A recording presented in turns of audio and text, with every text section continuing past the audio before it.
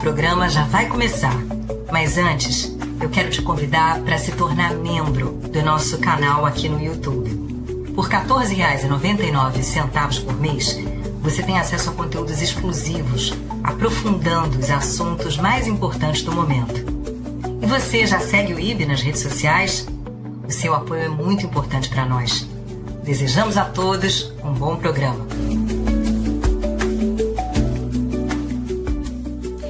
Bem-vindas, bem-vindos. Vou ter o prazer de conversar hoje com o Yotam Polizer, que é o CEO global da IsraAID. A IsraAID, para quem não conhece, é a maior organização humanitária de Israel.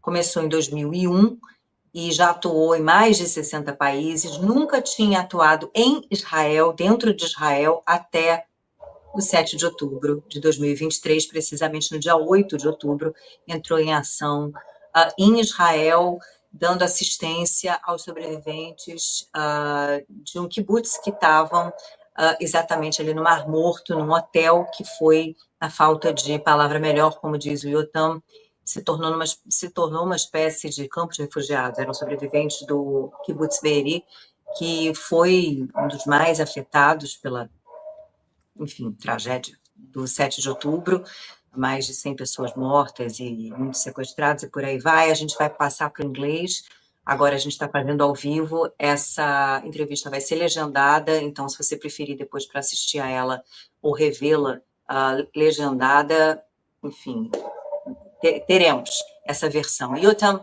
welcome. Sorry for the long introduction in Portuguese, but before we went live, we were talking and saying that you have to come to Brazil, and then you have the chance to learn a little bit of Portuguese. To learn Portuguese. I speak a lot of languages that are less useful than Portuguese, so it's on my list for sure. Thank you for having me. And thanks for your time, really, and already congratulations for the work you've been doing. So Yotam, let's begin with a very uncomfortable situation. What's the scenario right now in Gaza concerning the horrifying humanitarian crisis, and where in the Gaza Strip, where is there hunger, where is there no hunger or malnutrition? Thank you. Look, I will be very honest and open here, and I will share that I've been doing this work for 15 years. I worked in places like Afghanistan, Syria, Ukraine, Fukushima in Japan, even Sierra Leone in West Africa during the Ebola. I've been all over the place, but the situation in Gaza is really, really bad.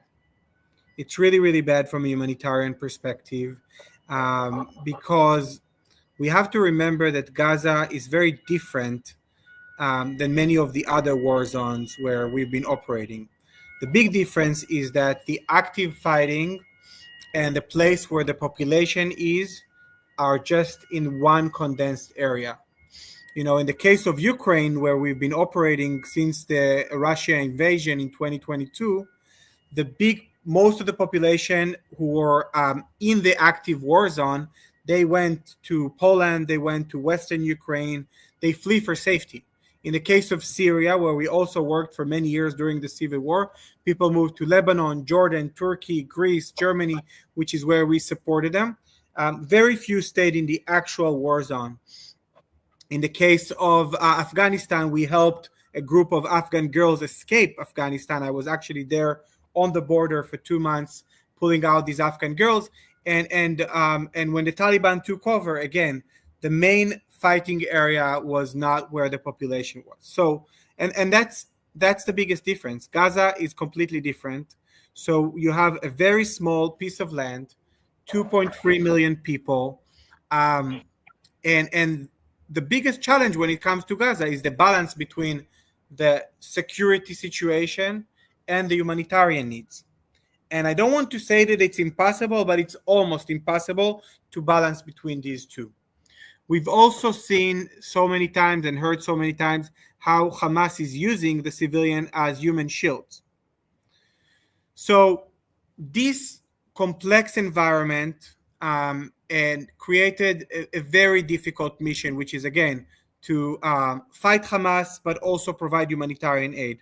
And that's been a challenge from the beginning. It's not just in the last few weeks. In the last few weeks, it became everywhere in the media, but the challenge has been there from the beginning. And the policy of Israel towards humanitarian aid changed many times during the last 22 months. In the last 6 months, we've had a ceasefire in January where our hostages were released and a lot of aid was coming in. And then the ceasefire collapsed, and Israel tried to pressure Hamas to agree for another hostage deal. And then nothing came into Gaza for 2.5 months. And then a new mechanism was introduced, but there was a deficit that was created. And it's an issue of supply and demand. And we know that Hamas was taking over some of the aid. So right now, we are reaching a place where some pockets of Gaza, not all of Gaza, but some pockets of Gaza are suffering from severe malnutrition because some of them didn't have regular access to food for a very long time. Now, we are speaking today. Today is what the date is, the 20th of August. In the beginning of August, we were in a much worse position.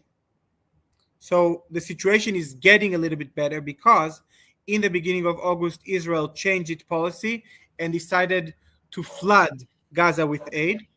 And we had a situation in August 1st where 1 kg of flour was a little bit over $100 US dollars. Now we're down to about $12, $13. So it's down almost 90%. Kilo of sugar was $150. Now it's $15. It's still expensive. It's still much more expensive than Brazil or Israel, but it shows you that the supply is much higher now than what it used to be 3 weeks ago. So now I believe that in order to prevent human catastrophe, we just need all hands on deck, and we need to work together with Israel, with the international community to prevent starvation.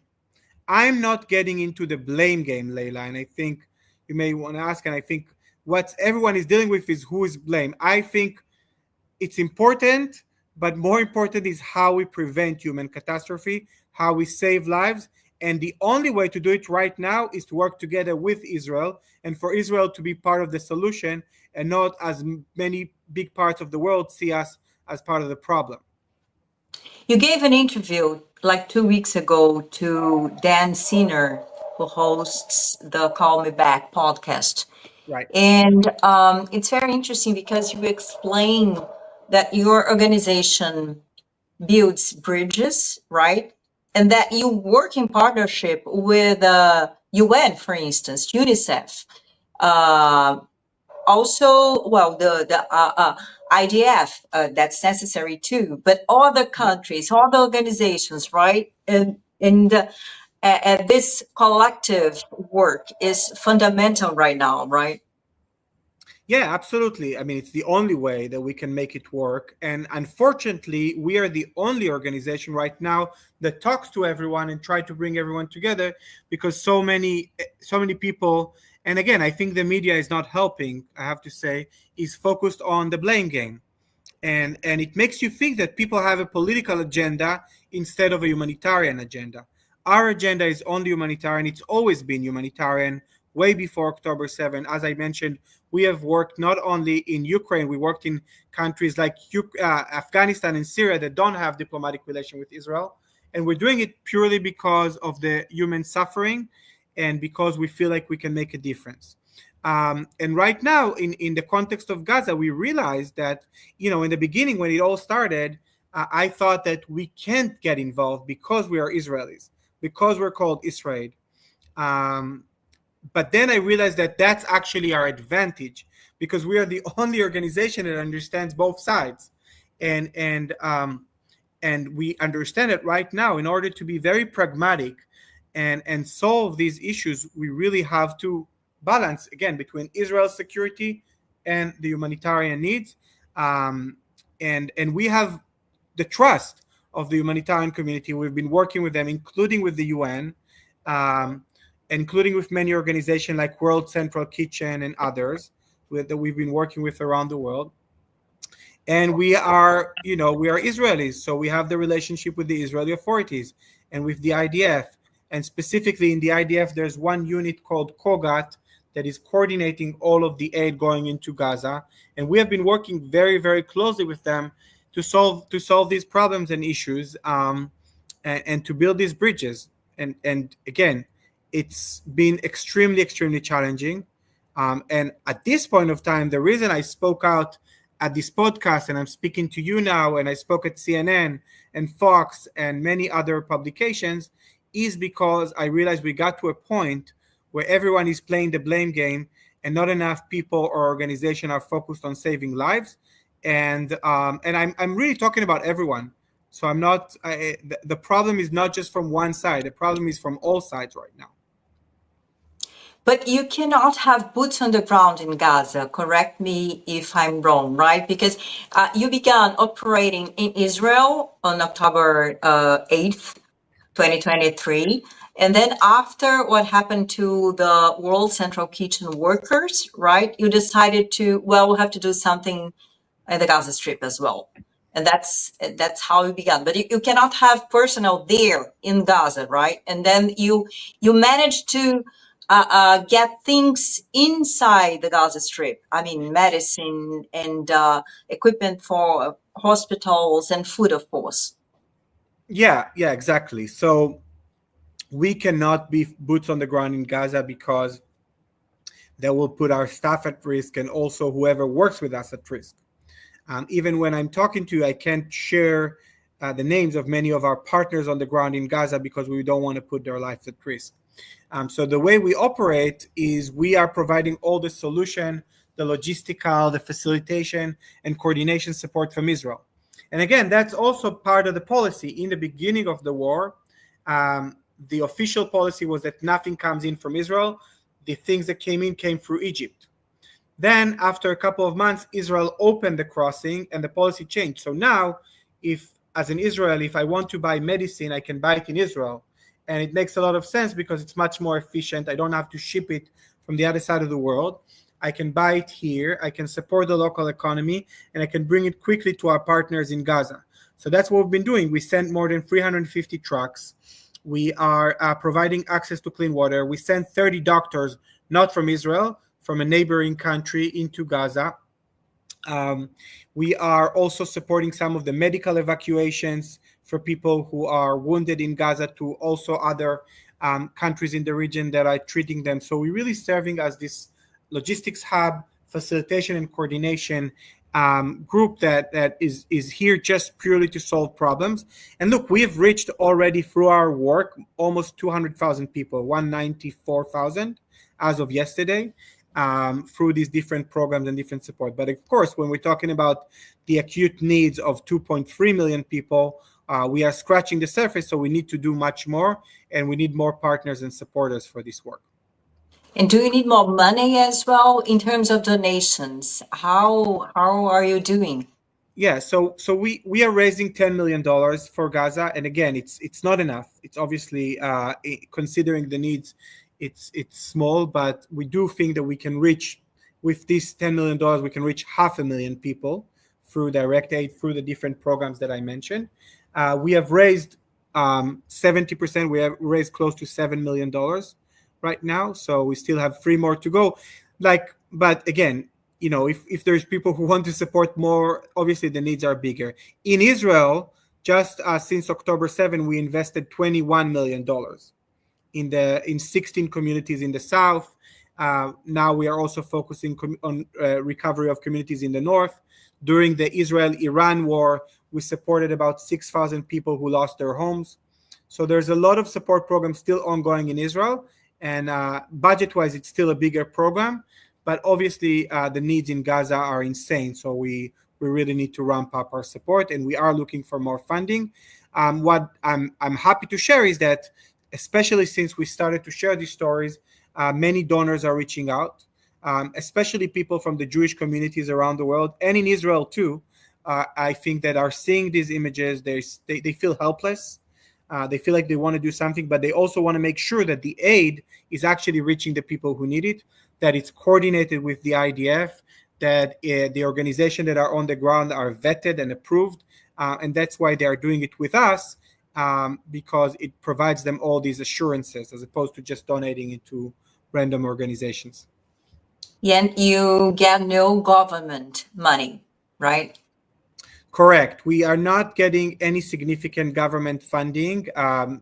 We did had partnerships before with the Ministry of Foreign Affairs in Israel for specific programs, but it's a very small part of our budget, and nothing is related to Gaza, because we really want to keep our non-political agenda. We want to make sure there's no people don't suspect that we are trying to do anything political about it. We purely want to help people. That's our goal. And what's necessary right now? I mean, meals more than just flour and sugar and Right. whatever, because people don't have the means to cook, right? And field hospitals, for instance, because Yeah. the ones that existed have been destroyed. So what's the utmost necessity right now?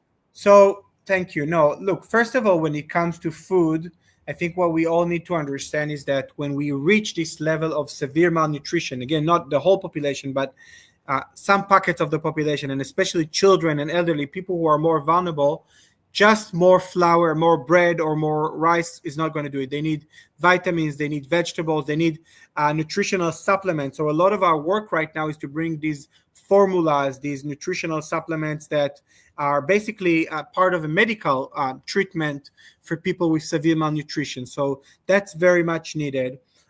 When it comes to the medical situation, yes, you pointed out a lot of the actual hospitals were there was active fighting there. So there is a need for field hospitals. There are more than 10 field hospitals operating in Gaza, but there's a need for more. So we are supporting some partner organization to build more field hospitals, to bring in more medicine.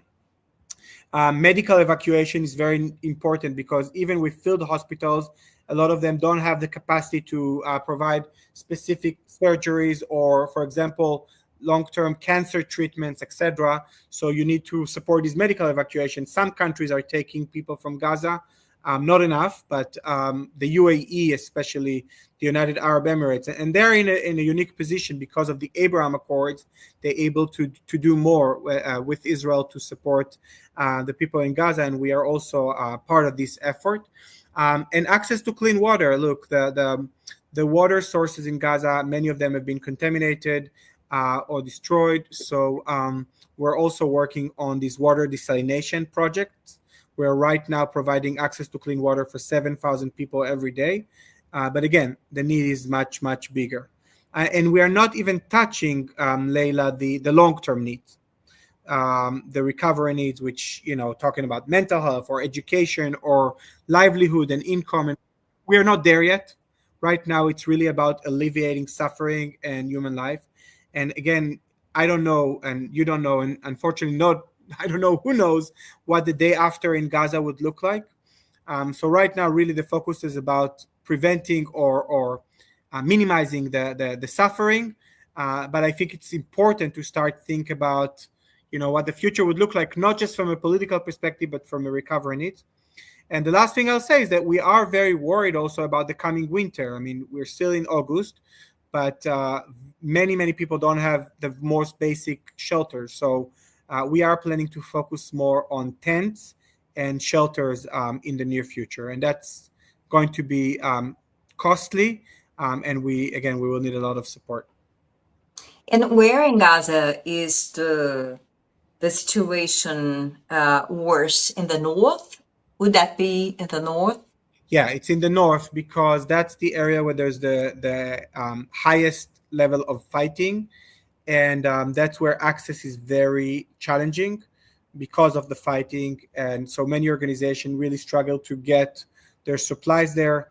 We have seen many of the trucks that were going there We've seen them being looted.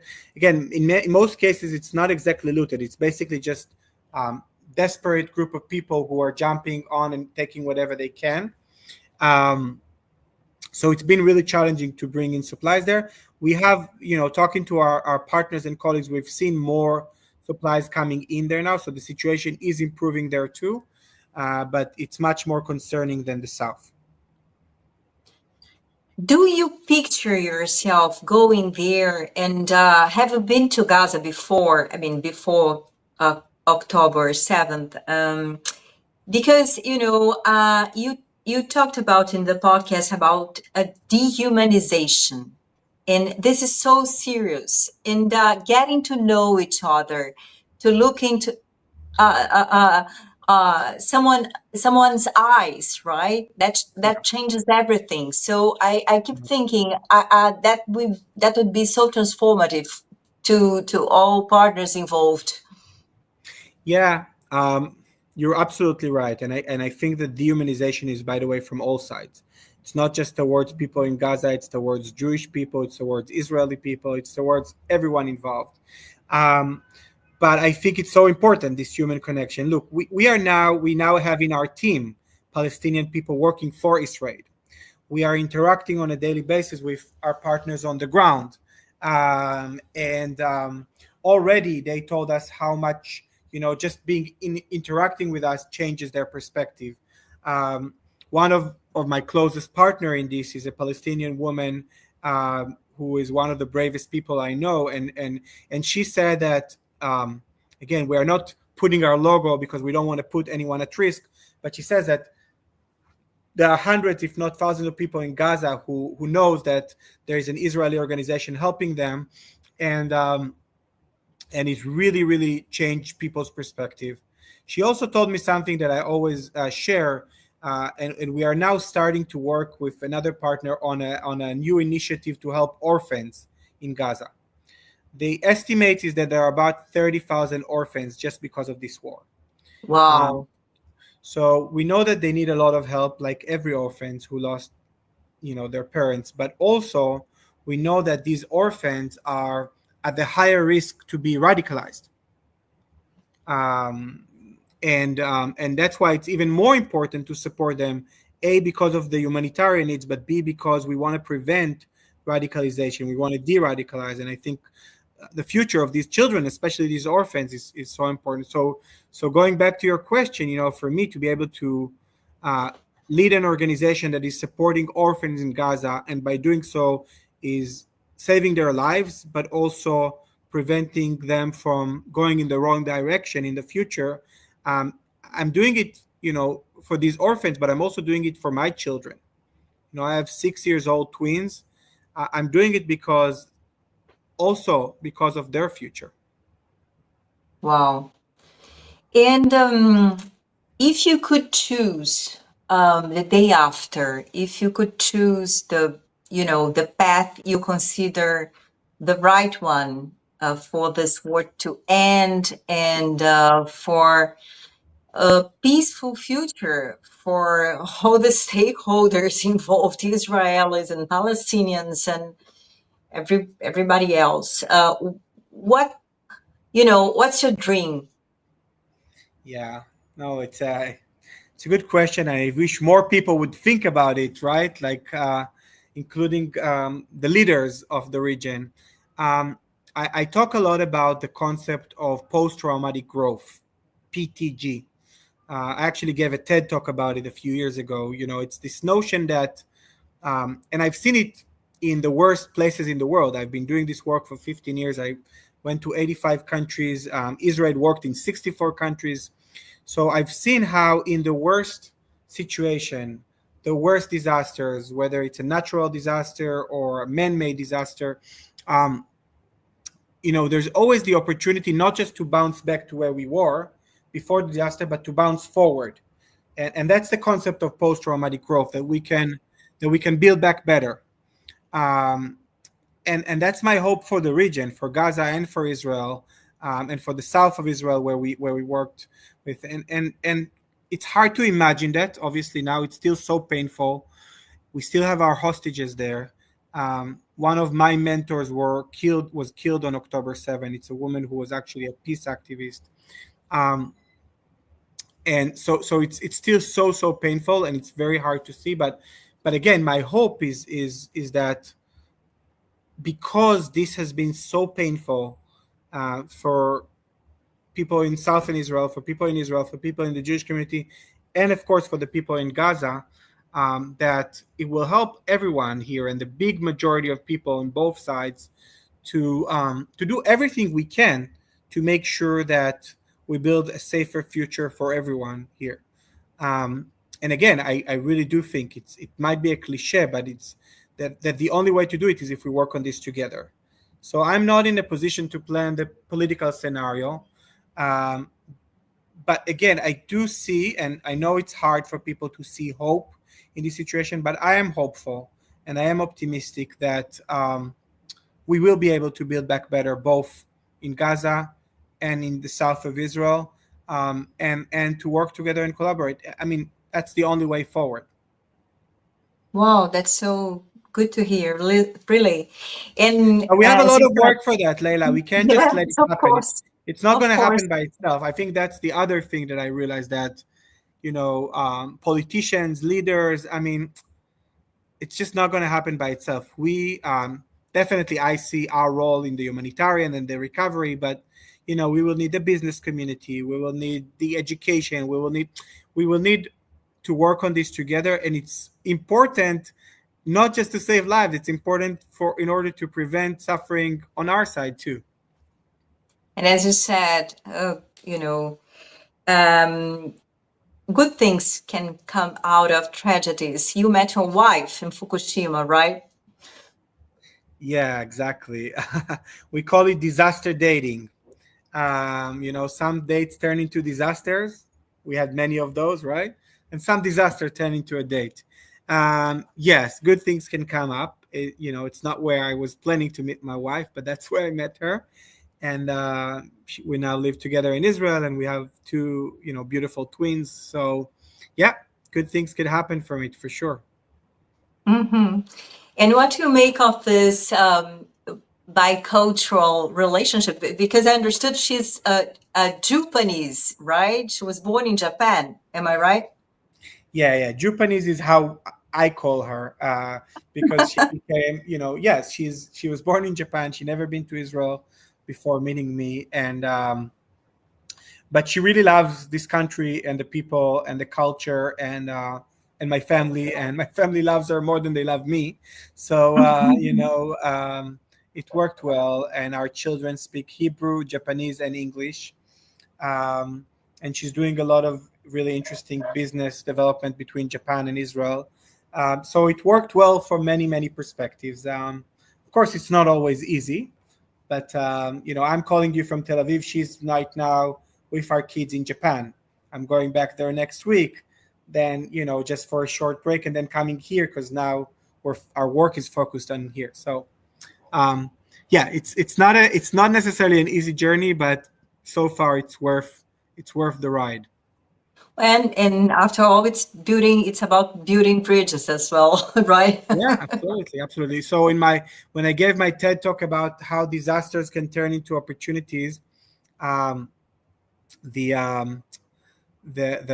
last slide of my talk was how I met my wife in the tsunami, and then the audience was like, "Oh." Yeah, it's definitely about building bridges. Yotam, thank you so much for your time once again. And once again, congratulations, really. And I'm sure many of our viewers will reach out, will try to aid IsraAID somehow, donate or something. And thank you so much. And you have By to the come to way, I Israel. saw Leila. Sorry to jump in, but I saw a question coming up, which I think is very important. So, Sure, please. Because the question was how we prevent radicalization apart from offering nutritional aid. Yeah. So we are supporting right now the establishment of a big orphanage, which is going to build a new educational curriculum for these children. Is already providing them food, and this educational curriculum is going to be developed and focusing also on de-radicalization. and again, without a political agenda, but really just helping these kids develop and deal with the emotional and the trauma that they're facing, and helping them be kids, which is, by the way, programs that we are doing around the world with children in refugee camps. So this is the pilot project that we are starting, and I hope this one will grow because I think the need is huge. Again, first to provide humanitarian aid, but also to prevent radicalization. And how worried are you about the radicalization of part of the Jewish population in Israel? Because it makes things more difficult, right? I'm worried about the whole region, honestly. I'm worried about Israel. I'm worried about the Jewish community. I'm worried about Gaza. I'm worried about the West Bank. I'm worried about I'm worried about all radicalization in all the area, but I'm also optimistic on all these sides, again, because we are working, by the way, and that may be something kind of is still kind of under the radar, but we are planning to do work not just in Gaza. We're starting to do some work in Syria. I hope that we will be able to do work in Lebanon too in the future. There are humanitarian needs across the region. And again, I think that there's just not enough collaborations to support this recovery. And Israel, an organization like IsraAID, who represent the Israeli civil society, have so much to offer in these crises. So again, I hope that these partnerships in building bridges and saving lives will be across the region. Impressive, really. You should be very proud of your work. Thank you so much, Yotam. Thank you, Leila. Arigatou gozaimasu. Toda rabá. Thank you. Muito obrigada, pessoal, pela companhia, pela audiência. De nada. A little bit you know, right? E espero que vocês tenham gostado dessa conversa, tanto quanto eu gostei, e até a próxima. Bye, Yotam. Tchau. Bye.